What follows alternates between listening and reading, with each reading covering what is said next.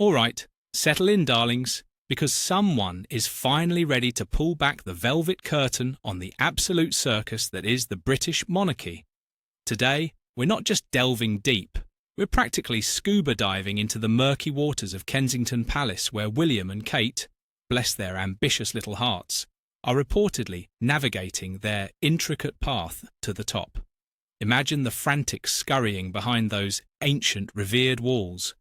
Clearly, significant plans are being meticulously laid, strategies devised, and foundations reinforced for what they hope will be a defining era. We all know what that means: more endless photo ops and less actual work.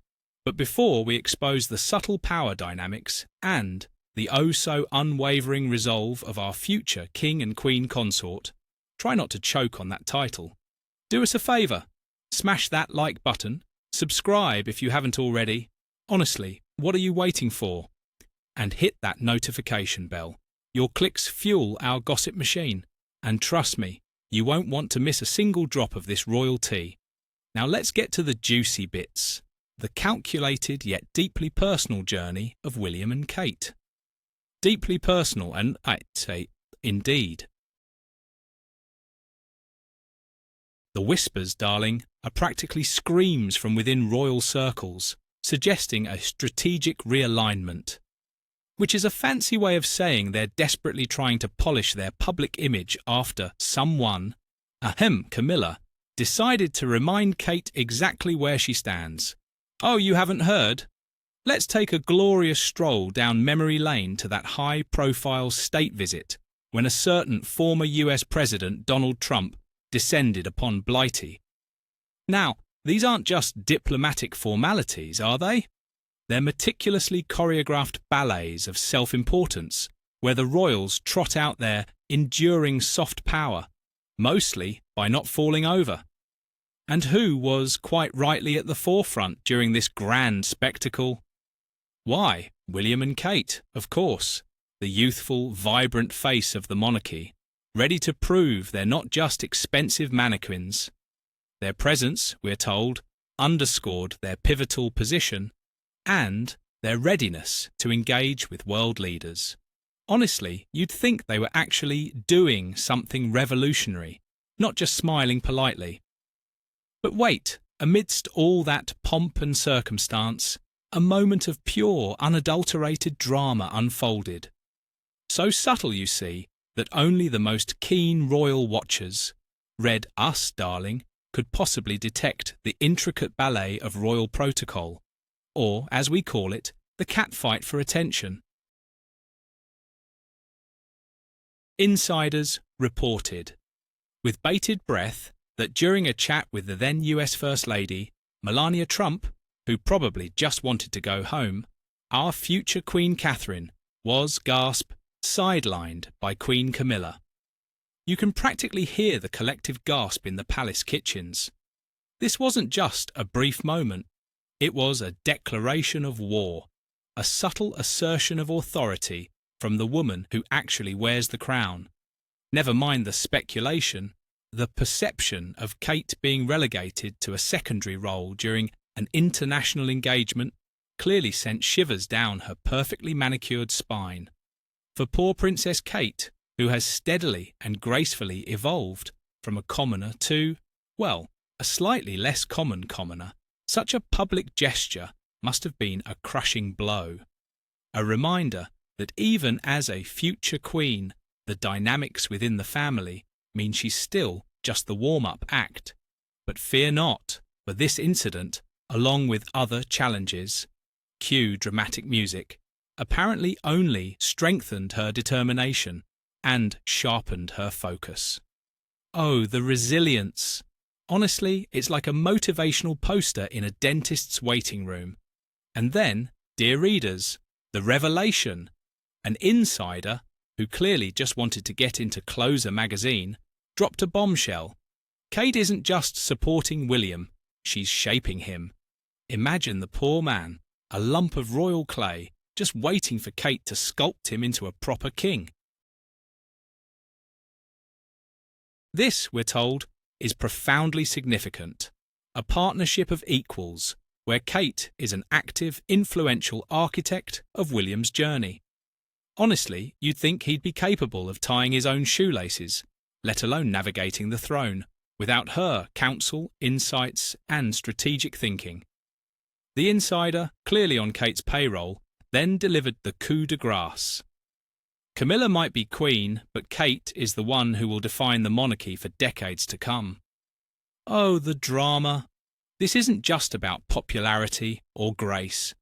It's about her profound capacity to mould the institution itself, because let's face it, a few carefully chosen causes, a style of engagement that involves polite waving and connecting with the public on a deeply personal level, read smiling at children, are obviously going to redefine an entire institution.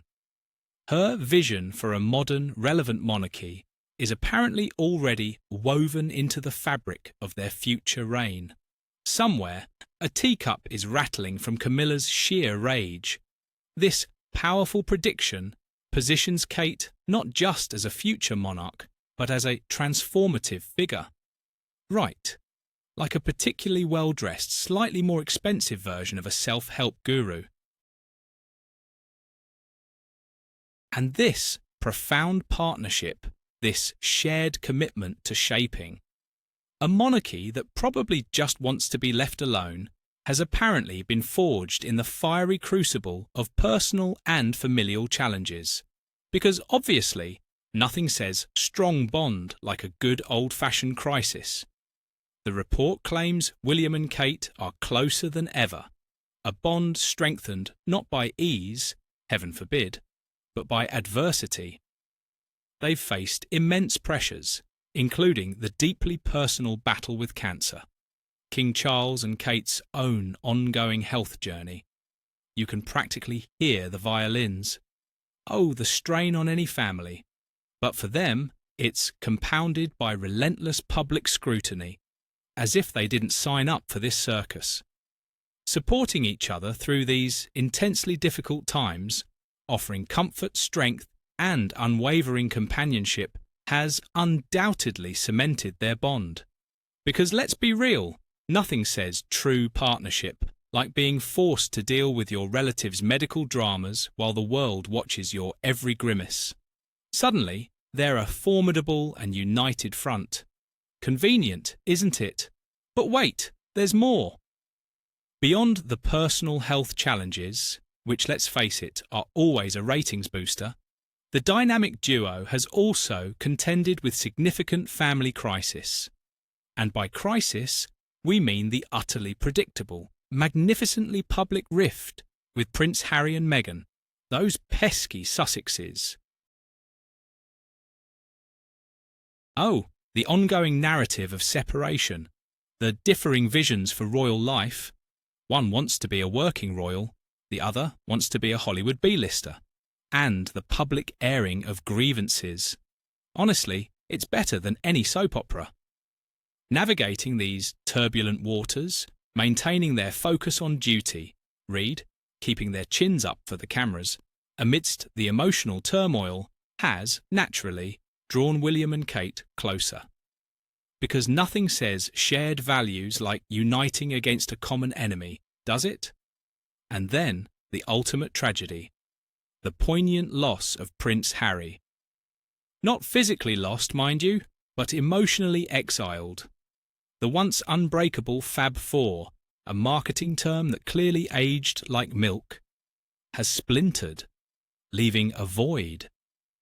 For William, the estrangement from his companion through childhood is, of course, a significant personal sorrow. And Kate, who was once very close to Harry, you can almost hear her sighing dramatically, has undoubtedly felt this absence. This collective experience of loss, the horror, has reportedly served to further solidify the alliance between William and Kate. So, thanks, Harry and Meghan, for bringing them closer. Every cloud a silver lining for the future king and queen, eh? And then the insider, who, let's be real, probably has a direct line to William's PR team, dropped the real bombshell. The whales are equally clear on where loyalty lies. Translation: if you're not with us, you're against us, darling. There's no path back for the Sussexes where William is concerned. Ouch! Imagine that text message. This stark and uncompromising declaration paints a picture of a monarchy built on absolute loyalty and a singular unified vision. Because obviously, personal affection is completely irrelevant when you're busy running a multi-billion-dollar brand. Any deviation from their path, any perceived disloyalty, like, say, wanting to live your own life, or pursuit of personal agendas, like, actually working for a living, is viewed with serious concern. The no path back pronouncement isn't just William being a bit miffed, it's a strategic decision to protect the integrity and stability of the monarchy. Because nothing says stability like cutting off your own brother. It's all about that clear, unambiguous line of succession and a unified public front, meaning everyone smiles and nods, or they're out. Simple as that. And get this, they're aspiring to a trimmed-down monarchy, because obviously fewer hands on the biscuit tin means more for them, right? This modernisation means a smaller core of working royals, essentially just William and Kate, and maybe a few well-behaved children for photo ops. The rationale is, of course, multifaceted. Reduce the financial burden on the taxpayer, cue hysterical laughter. Enhance efficiency by doing less, and present a more focused, impactful image. Oh, the sacrifices! By concentrating resources and responsibilities among a select few, they're aiming for a more agile and relevant monarchy, because nothing says agile like a 1,000-year-old institution. And the kicker? Only those who share their vision will remain. So, a loyalty test. Not about bloodline, mind you, but about commitment and alignment with their strategic goals. Meaning, if you can't parrot their talking points and smile on command, you're out. This is all about a cohesive, united front free from internal dissent or conflicting public narratives. In other words, shut up and fall in line, or face the chopping block. Now, let's be real. William and Catherine aren't idly waiting for their turn. Oh no, darling. They're working diligently on these future schemes, often in secret, away from the glare of constant public scrutiny. Imagine them, hunched over a map of Britain, whispering nefarious plans like Bond villains with better tailoring. This clandestine planning, because, they're so busy, underscores the gravity of their task. The power duo, as they're now hilariously dubbed, isn't just planning a reign.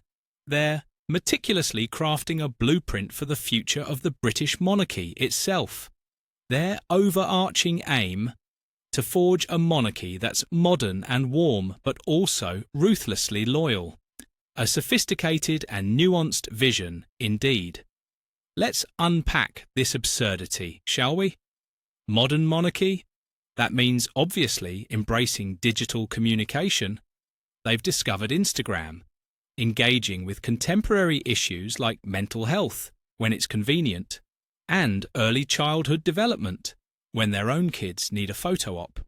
It's all about adapting traditions without abandoning them, which translates to, we'll do what we want, but still demand deference. Proving the monarchy isn't a relic of the past, but a vital part of the future. Right, like a fax machine in a tech startup. Next up, a warm monarchy. Oh, bless their hearts. This means approachability, empathy, and a genuine connection with the public. Because nothing screams genuine connection like waving from a gilded carriage. William and Kate have consistently demonstrated an ability to interact with people from all walks of life with sincerity and compassion. You can picture it: a quick handshake, a polite question about the weather, and a practiced smile. It's about inspiring affection rather than just deference. Because honestly, who wants mere deference when you can have adoring fans? And projecting a sense of family? Clearly, they've watched The Crown a few too many times, but here's the real kicker, the truly delicious part, a ruthlessly loyal monarchy. Ruthlessly. Isn't that just charming? It means uncompromising dedication, a firm stance against anything that could undermine the institution's stability, like, say, a tell-all memoir, and an expectation of absolute fidelity. This isn't just personal loyalty, you understand. It's institutional. So, if you're not willing to sacrifice your firstborn for the long-term health and reputation of the monarchy, you're clearly not cut out for the job. Difficult decisions, setting firm boundaries. It's all just code for our way or the highway. They're upholding centuries of tradition while simultaneously moving forward, like a particularly stubborn donkey with a smartphone. These secret schemes are, naturally, multifaceted, covering everything from reviewing royal patronages, culling the dead weight obviously, to streamlining operational structures, less paperwork for them, and, of course, carefully preparing their own children, George, Charlotte and Louis, for their future roles as royal props. They're undoubtedly strategizing how to balance public duties with private family life. Translation: how to maximize photo ops while minimizing actual work, and how to best utilize their platforms for charitable endeavors. Read, which charities will make them look best. The goal? To project an image of a stable, dedicated and forward-looking monarchy. Because honestly, who cares about the truth when you have a good PR strategy? The implications are profound, you see. William and Kate aren't just inheriting a crown, they're actively shaping the very nature of the institution. Their reign, we're promised, will be one of intentionality, strategic vision, and an unwavering commitment. A monarchy that's modern and deeply rooted in tradition. Pick a lane, darlings. Approachable yet commanding respect. A true tightrope walk. And unified by an unshakable loyalty to the crown. As long as that loyalty is directed squarely at them, of course. So there you have it, loyal subjects. The narrative unfolding around William and Kate is one of profound transformation and strategic preparation. From the subtle challenges, Camilla's death stare, to the deeply personal trials, Harry running off to America, every little hiccup has apparently honed their resolve and clarified their vision. They're not just destined to lead. Oh no, they're actively designing the future of the British monarchy, aiming for an institution that's modern, warm, and underpinned by an uncompromising loyalty. Their journey is a testament to their dedication, resilience, and shared ambition to define the monarchy for decades to come. Meaning, if it doesn't fit their brand, it's out. Now tell us, you eager gossip mongers, do you really believe Kate will be the defining figure for generations? Or just the one who finally figures out how to make a truly compelling Instagram reel?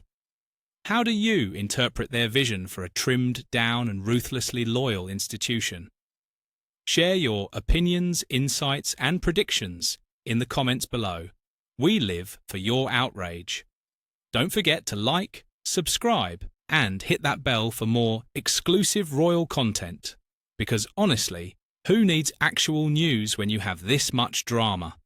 Thanks for watching, and we'll see you next time for another deep dive into the absurdity of royalty.